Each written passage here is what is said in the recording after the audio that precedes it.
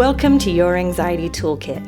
I'm your host, Kimberly Quinlan. This podcast is fueled by three main goals. The first goal is to provide you with some extra tools to help you manage your anxiety. Second goal, to inspire you. Anxiety doesn't get to decide how you live your life.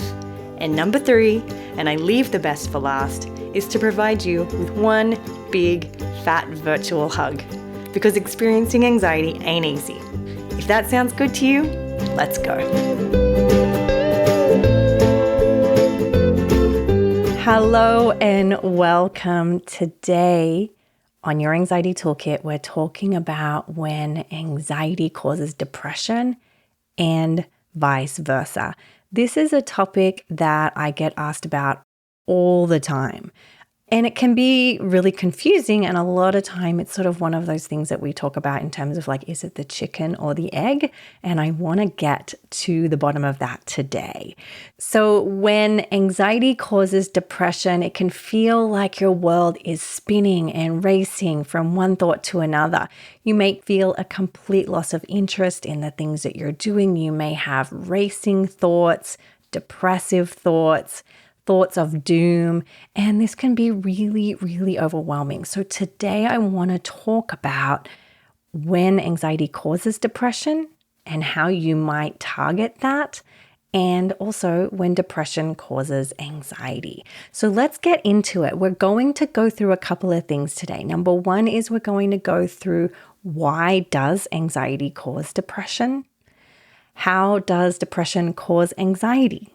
How common is depression and anxiety, and particularly when they're together, and what to do when depression and anxiety mix. Now, stick around till the end because I'm also going to address how OCD causes depression and how social anxiety causes depression, and what to do when anxiety and depression impact your sleep, and in this case, cause insomnia. So I'm so excited to do this. Let's get started.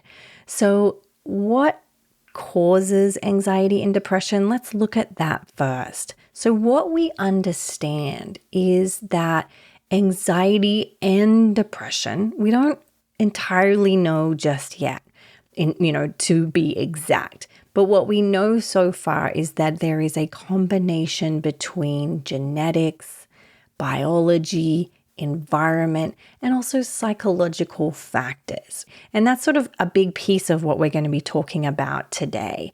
Now, if you want to know specifically the causes of anxiety, and that's really what you're wanting, you can actually go over to episode 225 of Your Anxiety Toolkit. We have a whole episode there on what causes anxiety and what you can do to overcome anxiety. And so that might be a more in-depth understanding of that. But just in general, we do know that genetics play a huge component. However, we do know, like talking about the psychological factors, that often people who do have depression, that depression does cause an increase in anxiety. And a lot of people who have an anxiety disorder do notice that they feel themes of depression like hopelessness, helplessness, and worthlessness. Now, let's first look at why does anxiety cause depression, right? Well, the thing to remember here is anxiety alone doesn't cause depression in all cases. There are lots of people who do have an anxiety disorder who don't experience depression. However, we do know that for those who have a lot of anxiety, maybe untreated anxiety or anxiety that is very complex and they're in the early stages of recovery or learning the tools and mastering those tools, it is common for people with anxiety or uncertainty to start to feel doom and gloom about their life. And often it comes in the form of feeling like, is this going to be here forever? A lot of people will say, what's the point really of life if I'm going to be experiencing this level of suffering with my anxiety every single day?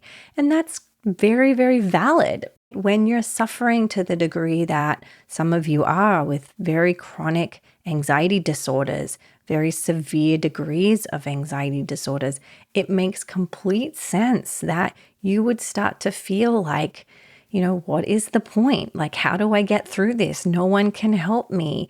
Am I someone who can be helped, right? These are very common concerns. I myself have struggled with this as well, particularly when your anxiety feels so out of control and you don't feel like you have a mastery over it yet.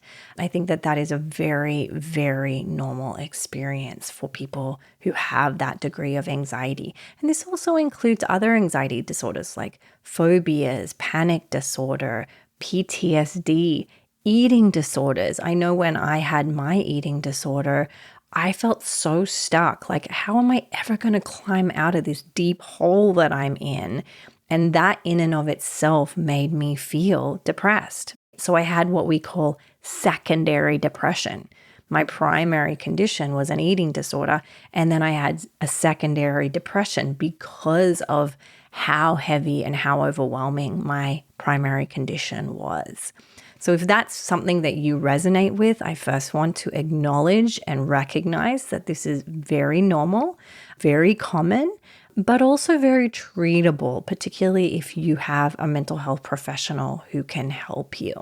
But again, I want to go back and say it, just because you have anxiety or intrusive thoughts doesn't mean that you will be anxious and depressed for the rest of your life. With mastery and tools and recovery and practice and patience and compassion, you can actually slowly peel those layers of depression and anxiety away. So then we move over now and look at, why does depression cause anxiety?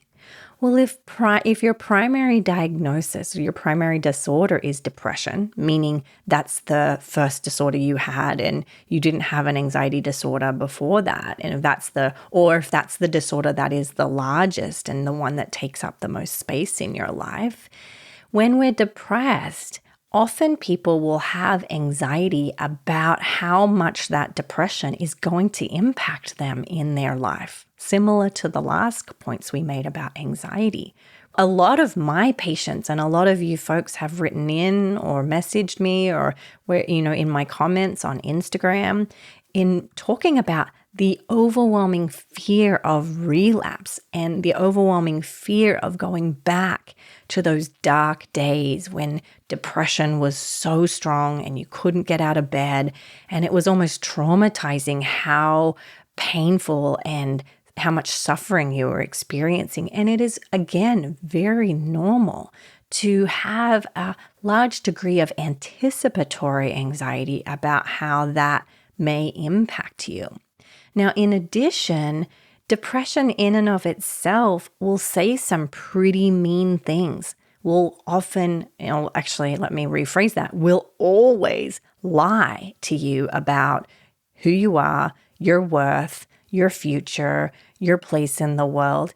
And when you hear those things on repeat, of course you're going to have anxiety about, will that come true? Is that possible? Oh my goodness, that's not what I want for my life. This is not how my life was supposed to go. And so the messages and the narrative of depression in and of itself can create an immense degree of anxiety. Let's take a look now, as promised, to look at how common anxiety and depression is. And I'm actually going to read you some statistics here that I got from, some really reputable journal articles. And I will link them in the show notes, the references. One research said that generalized anxiety disorder affects 6.8 million adults in the United States. That's 3.1% of the population. And that's just in the United States. That's not talking about, the world. Yet only 43.2% of them are receiving treatment. And that's from the National Institute of Mental Health.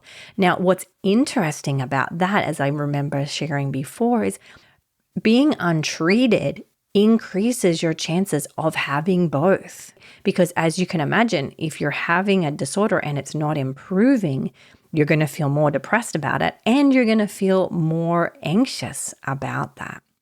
Statistics also show that women are twice as likely to be affected as men with generalized anxiety. And generalized anxiety disorder often co-occurs with major depression. They are almost always going to go together. Now, we also know that depression is a very common illness worldwide, with an estimated 3.8% of the population affected. So that's 5% for adults and 5.7% for adults older than 60 years. So that's very interesting as well to see that how our age can impact these disorders. And that comes directly from the Institute of Health Metrics and Evaluation.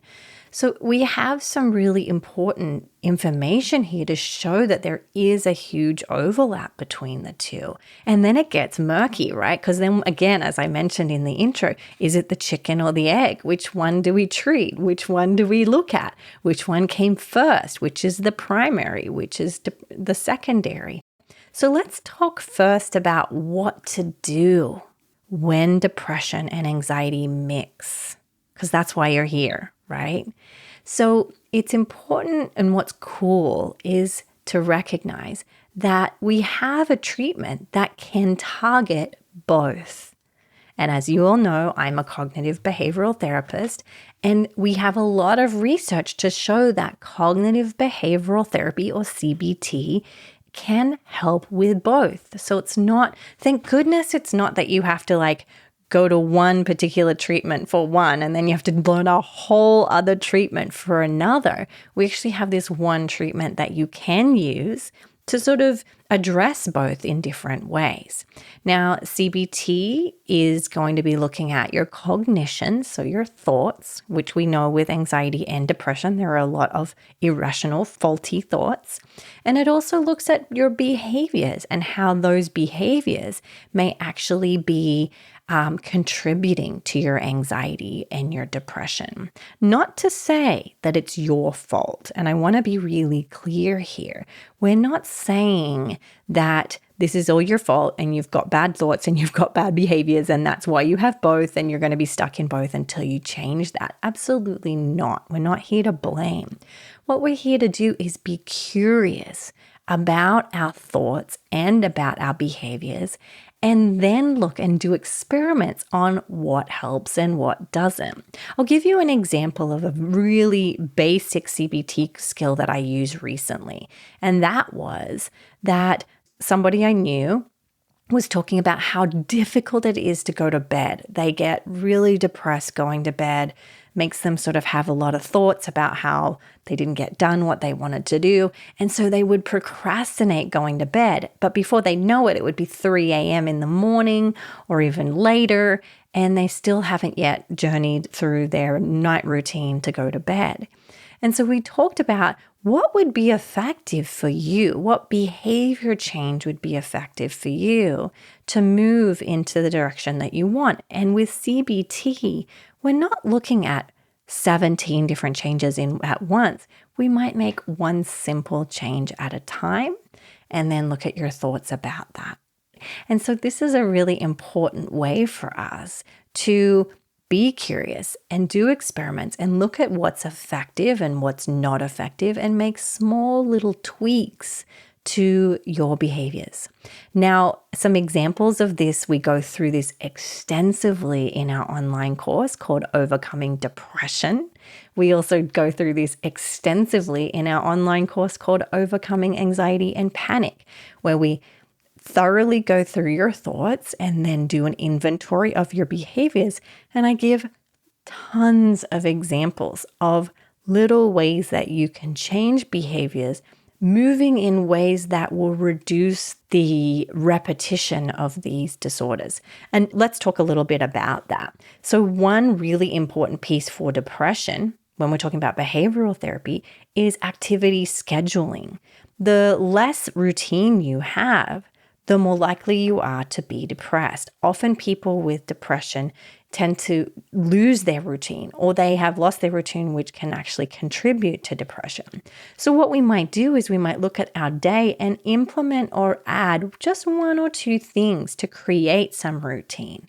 And once you've got those things down, maybe it's, you have a morning routine in the morning where you take a walk at 8 o'clock, and that's it for now. Let's just try on that.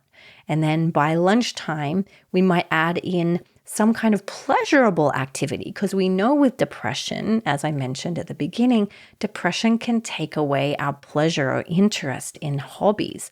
So we might introduce those back, even though I know that you're not going to experience as much pleasure as maybe you used to. But we're going to experiment and be curious about bringing back things into your life, like paint by number, crochet, or whatever it might be. I personally just took up crocheting when I was in Australia. My mom insisted that I learn how to crochet, and it's quite impressive to me how something so simple can be such a mindful activity. And even though I only do it for 5, 10, 15 minutes a day, that in and of itself can be an incredible shift to our mental health. Again, I want to make clear, none of these alone will snap you out of depression. It's a series of small baby changes in a direction that is right for you and is in line with your values. Now, another thing you can do when depression and anxiety mix is to consult with your doctor about antidepressant medications, or what we call SSRIs. So we know that research shows that a combination of CBT and medication is a really effective way to come out of that hole of depression and anxiety. So if that's something you're interested in or willing to consider, please do go to a medical professional or a psychiatrist and talk with them about your particular needs. It can be incredibly helpful. I know for me, during different stages of my life, SSRIs have been so helpful. And so that's something that you could also consider. The next thing you can do when depression and anxiety mix is to consider exercise. We actually have research to show that exercise is as effective as medications or SSRIs, which blows my mind, and actually I think is so wonderful that we have this research. Is, in my opinion, add it slowly to your calendar. And I'm not here to say this means you have to go out and do an hour class at the gym. It could be as simple as taking a walk around the block. I'm actually recently, as many of you follow me on Instagram, I am trying to get back to exercising more as I still continue to recover from my chronic illness POTS. I don't go and do huge workouts. For me, it's first starting in baby steps, 5-10 minutes. Or can I do a plank for 30 seconds? And that's it to start. So I want to again encourage you to take baby steps here and implement just little things at a time, and then ask yourself, how does this feel? Did this help? Did this hinder? How does it feel in my body? And then if you need to, talk to a mental health professional about what would be best step for you next. Now, we also know that exercise aids relaxation, it aids overall well-being. It's incredibly helpful, again, for your mental health, so that's something you can consider and consult with a doctor as well. Now, another thing you can consider is relaxation techniques. Now, here we're not talking about you're doing breathing just to get rid of anxiety. We know that that doesn't typically work. But there are ways in which you can learn to breathe as an act of self-compassion, of slowing down and acknowledging where you are and slowing down your behaviors and checking in with yourself. This does include some mindfulness, or you can even consider taking up 1 or 2 minutes of meditation a day. And these techniques can be very helpful for both depression and anxiety. We will also, again, I keep teasing this, but I keep having technical issues. We will eventually have a meditation vault for you guys that will have meditations for anxiety and depression specifically, and anxiety with intrusive thoughts. You know, I've tried my best to continue to add. We've got probably over 30 meditations already that will be available to you soon as well. So do keep an eye out for that. Now, let's talk as promised about how OCD causes depression, because I know a lot of you out there have OCD. If you don't have OCD, stick with this because I'm also going to go through here about insomnia.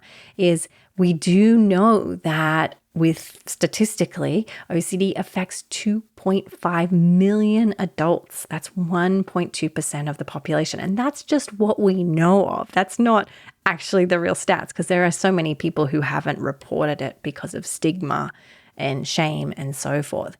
We know here that women are 3 times more likely to be affected than men. That's actually not my experience. I think I have like a 50-50 in my clientele, but that's what the statistics show. And again, as you can imagine, if you have OCD and you're completely flooded with intrusive thoughts, you're doing compulsions for hours, you're stuck in a mental loop. I think the research shows 80% of people also have depression, up to 85%. Now that is significant in the overlap, and it just shows how much OCD can take you down and really target your worth and your sense of identity and your self-esteem, how much shame and guilt and blame goes along with those. And when you're experiencing that, of course, you're going to experience some depression or themes of depression, as I said before, hopelessness, helplessness, and worthlessness. If this is the case for you, what we often recommend, again, especially if the primary condition is OCD and then you have depression because of that, we really want to target getting you better from OCD as soon as we can. A lot of the time when depression is caused by the anxiety disorder, the major treatment goal needs to be getting that primary condition under control. And often, once we get that primary condition under control, the depression does lift, right? Now, it's different if you're someone who's always had depression or had it throughout your life. We still want to go back and look at cognitive behavioral therapy or mindfulness-based cognitive behavioral therapy. We also want to look at maybe including a massive self-compassion practice, because that is absolutely key for all of these conditions, no matter what, whether they're coexisting or not. But you can also include other modalities like acceptance and commitment therapy. You could also do other modalities such as dialectical behavioral therapy, and that's particularly helpful if you're engaging in impulsive behavior or self-harm. You're having a tremendous degree of suicidal ideation, or sometimes in some cases suicide attempts. And so these are other options you can add to your cognitive behavioral therapy if you require it. Because remember, we have to look at you as a person, not just you as a diagnosis. So we have to sort of really be certain that we look at all the symptoms, you have a thorough assessment, we're clear on what's the primary and secondary condition, and then we can create a treatment plan for you that targets those specific symptoms. If you have OCD and you don't have access to a mental health professional, we do have ERP School, which is an online class for OCD. It's on demand. You can watch it as many times as you want. So you can go to cbtschool.com to get any of these courses. But that is there for you. And I made it specifically for people who either don't have access to mental health services, can't afford them, or they have had it in the past and they just want to hear it be said in a different way. Maybe you really like my way of training and teaching and you want to hear it and how I apply it with my patients.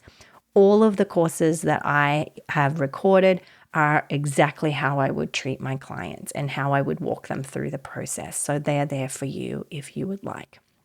Now let's move on to how social anxiety causes depression. Now, this is true for everything, and forgive me because I should have mentioned this before, is social anxiety is one of the most common safety behaviors that come out with social anxiety is avoidance, is isolation. But I should have mentioned before that is very true of any anxiety disorder. It's very true of OCD. It's very true of post-traumatic stress disorder. And when we isolate and we avoid, we do tend to feel more depressed because we have less connection in our life. We have less interaction, which can be a really great way for us to stay present. When we're in a room by ourselves with our thoughts, that can always create more anxiety and more depression. So that's very common for social anxiety. The other thing to remember about social anxiety too is the voice of social anxiety is also very, very mean, just like OCD and generalized anxiety and depression. Social anxiety, the thoughts we have when we have social anxiety is often like, you look like an idiot, you look awkward, what's wrong with you? Why did you say that? You shouldn't have said that. They're going to think you're stupid. And as you can imagine, those thoughts in and of themselves will create more anxiety and that secondary depression, that layer of like, I give up, I can't do this, or this is too hard. What's even the point of trying? Last of all, we want to talk about what to do when anxiety and depression, or one or the other, cause insomnia. Now, it's important to recognize here that one of the core symptoms of depression is insomnia or getting too much sleep. It can go either way. But there are some people who have depression, and one of their symptoms is they cannot fall asleep. They lay in bed for hours, just, round and round and round, ruminating. And that is true for any of the anxiety disorders as well. When you have anxiety and you have depression, you go to bed, you turn the lights off, and you are left with your thoughts. And if your thoughts are mean, if your thoughts are catastrophic, if your thoughts are very much in the theme of hyper-responsibility or perfectionism, it's a very high chance that you're going to get stuck being completely overwhelmed with those thoughts and then have a hard time falling asleep. And what happens there, as this is sort of the theme of today, is it becomes a cycle. The less sleep you get, the more anxious you might feel. Or the more that you have anxiety, the more you might be afraid you won't fall asleep. And that anxiety in and of itself keeps you up and you're caught in a cycle. And so what I want to offer to you here as we look at all of these conditions, let's wrap this up for you, is number one, if you have anxiety and or depression, number one, you are so not alone. I would say the majority of my patients have both, right? No matter what anxiety disorder, they have little inklings or massive degrees of depression. And that does not mean there's anything wrong with you, and it doesn't mean you cannot move into recovery. It also doesn't mean that this is your fault. And I really want to emphasize here that with compassion and baby steps and patience, and I have to emphasize patience, we can slowly come out of this place and get you back out. I strongly encourage you to reach out and have a team around you who can support you. Even if you haven't got access to a mental health professional, your medical doctor, any friends you may have, family, maybe it's using resources like online courses or workbooks that, we have for people with OCD, the self-compassion workbook for OCD. There are an amazing workbooks for depression. One I strongly encourage you to consider is a book by David Burns called Feeling Good. It's an amazing resource using cognitive therapy for depression. So these are things that you can bring in and gather as a part of your resources so that you can slowly find your way out. Hopefully the clouds will separate and you can see the sky again. I truly want to recognize here that this is really hard. We're talking about two very influential conditions that bully us and can make us feel hopeless. And so I want to recognize that and validate you and send you a large degree of love because this is hard work. As I always say, it is a beautiful day to do hard things. And I say that because if we can look for the beauty, that in and of itself is a small step to moving out of these conditions. Look for the beauty in your day and see doing the hard things as a beautiful thing, because with each hard thing you do, you're taking one step closer to your recovery. And you just focus on one hard thing at a time, and then you focus on the next hard thing, and you celebrate your wins, and you, of course, act as kindly and as compassionately as you can. So thank you so much for being here. I hope that was helpful. We went all the way through what to do when anxiety causes depression and vice versa. I hope you took so much from today's video and podcast. For those of you who are listening on podcast, do know that we will be introducing a lot of these on video on YouTube as well. So if you want to see my face, I will be over on YouTube as well. And I'm so honored that you spent your time with me. I know how valuable your time is. And so I do hope that you have a wonderful day. And please do remember, it is a beautiful day to do hard things. And I am here cheering you on every step of the way. Please note that this podcast or any other resources from cbtschool.com should not replace professional mental health care. If you feel you would benefit, please reach out to a provider in your area. Have a wonderful day, and thank you for supporting cbtschool.com.